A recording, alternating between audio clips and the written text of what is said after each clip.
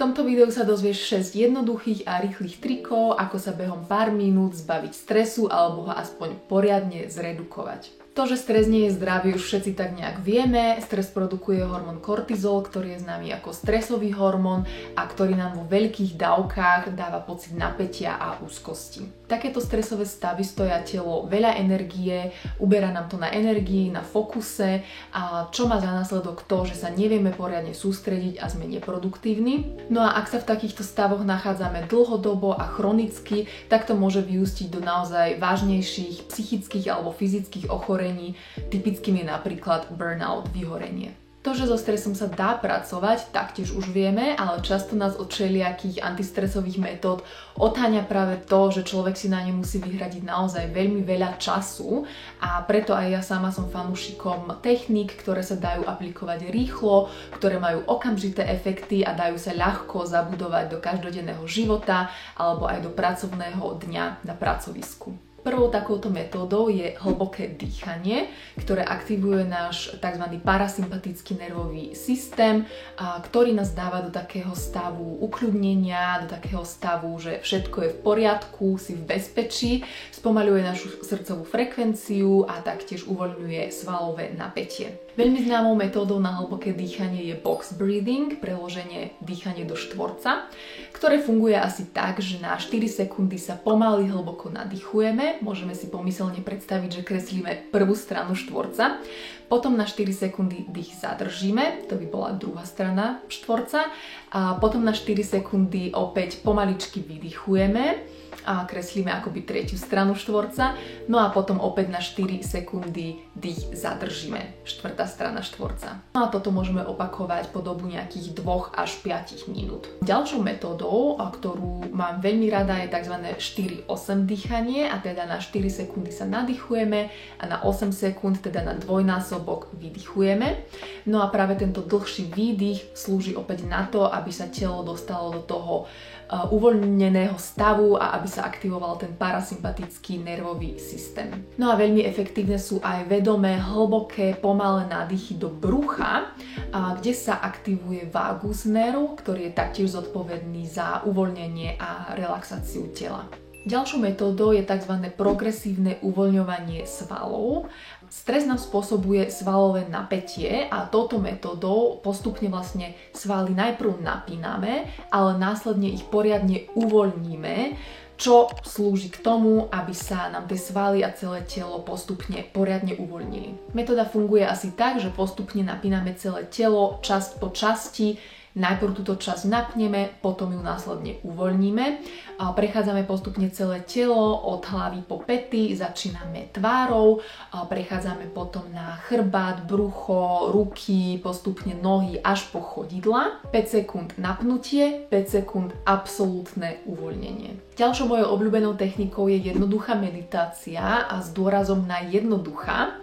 A je to pre mňa veľmi efektívny spôsob, ako sa nielen uvoľniť, ale získať aj taký nadhľad nad nejakým problémom, niečím konkrétnym, čo nás stresuje. Taktiež to slúži na také odosobnenie sa od nejakých konkrétnych myšlienok, ktoré nás stresujú. Povedala som s dôrazom na jednoduchá, a teda nepotrebujeme nutne veľa času, aby sme sa pomocou meditácie vedeli uvoľniť, a veľakrát stačí aj 5 minút, nemusí to byť vôbec nejaká premakaná meditácia alebo vedená meditácia. A na internete často na mňa vyskakujú všelijaké meditácie, kde si človek musí naozaj vyhradiť 20-30 minút času, čo nehovorím, že je zlé, ale niekedy človek ten čas jednoducho nemá. A naozaj aj s málom sa dajú urobiť divy. Napríklad môžeme len zavrieť oči a sústrediť sa na svoj dých, snažiť sa naozaj sústrediť len na ten dých, na nádychy a výdychy, na nič iné, aby nás to sprítomnilo, aby sme jednoducho vypli všetok ten chaos okolo, aspoň na nejakú dobu. A čo nám môže pomôcť, je taktiež sústredenie sa na to, ako našim nosom alebo špičkou nosa a pri nádychoch a výdychoch stále prechádza vzduch, ktorý je pri nádychu studený a pri výdychu teplejší. Taktiež môžeme zavrieť oči a svoj nejaký zhon, chaos myšlienok si predstaviť ako také obláčiky na oblohe, kde postupne jednu myšlienku za druhou pripíname ako také obláčiky na oblohu a snažíme sa tieto myšlienky identifikovať, ale pozeráme sa na ne len s takým odstupom, len ako tretia osoba. No a postupne sa snažíme medzi týmito obláčikmi potom nájsť stále viac a viac častí len takej tej čistej, modrej oblohy, kde nie je absolútne nič. Čo taktiež funguje na sprítomnenie sa alebo odosobnenie sa od nejakých problémov a myšlienok je metóda grounding alebo metóda uzemnenia. Touto metódou presmerujeme svoju pozornosť na tu a teraz a teda namiesto toho, aby sme naďalej nejak živili svoje obavy, stresy, možno z nejakej budúcnosti, z niečoho, čo nás čaká, namiesto toho sa sústredíme na tu a teraz, snažíme sa naozaj sprítomniť a tým sa upokojiť. Metóda funguje tak, že postupne zodpovedávame 5 takých vnemových otázok. Začíname tým, že sa pozrieme okolo seba a snažíme sa vymenovať 5 predmetov, ktoré v našej blízkosti vidíme. Potom sa dotkneme 4 vecí, ktoré môžeme cítiť. Snažíme sa započúvať do 3 zvukov, ktoré dokážeme počuť. Následne sa snažíme identifikovať 2 vône, ktoré môžeme cítiť, no a potom 1 chuť, ktorú dokážeme cítiť. Táto metóda nás má tzv. Uzemniť, preto aj ten názov grounding a má nás teda priviesť naspäť do tu a teraz tým absolútnym sústredením sa len na svoje telo a na svoje bezprostredné okolie. Ďalšou veľmi dôležitou metódou je zmena prostredia a snažiť si dávať také mikropauzy počas dňa. Mňa osobne vie veľakrát stresovať to, že som celý čas len prilepená na počítači, na obrazovke a potom aj cítim, že je mi z toho zlé, nie je to pre mňa dobré, ale už nejak neviem vyjsť z toho cyklu a je mi v podstate len horšie. Taktiež sa z pozerania do počítača a do obrazoviek unavujú aj oči, čo nám veľakrát vie tiež pridať na takom napätom stave. Ono je to naozaj tak, že keď sme vystresovaní, tak máme tendenciu upierať svoj zrak a fokus na obrazovky, na blízke predmety. Máme doslova také tunelové videnie, čo náš nervový systém ale naďalej udržiava len v takom napätom stave. No a preto vedomé pozeranie do diaľky nám vie pomôcť výjsť z tohto tunelového videnia a pomôcť mysli a telu získať trošku taký nadhľad a uvoľniť sa. Preto je pre mňa extrémne dôležité snažiť sa zabudovať do svojho pracovného dňa mikropauzy.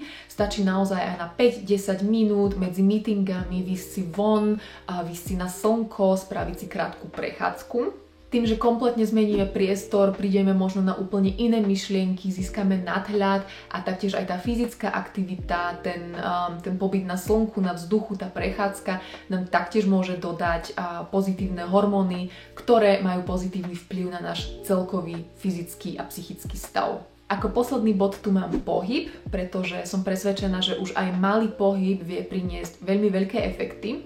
Pohybom sa môžem myslieť, tak ako som spomínala pri predošlom bode, aj nejaká krátka prechádzka v rámci nejakej mikropauzy, ale pohybom, ktorý vie uvoľniť, môže byť aj napríklad nejaké natiahnutie, stretching, nejaká rýchla jemná yoga doma na podložke, kde to svalové uvoľnenie vie priniesť uvoľňujúce efekty aj pre náš mentálny stav.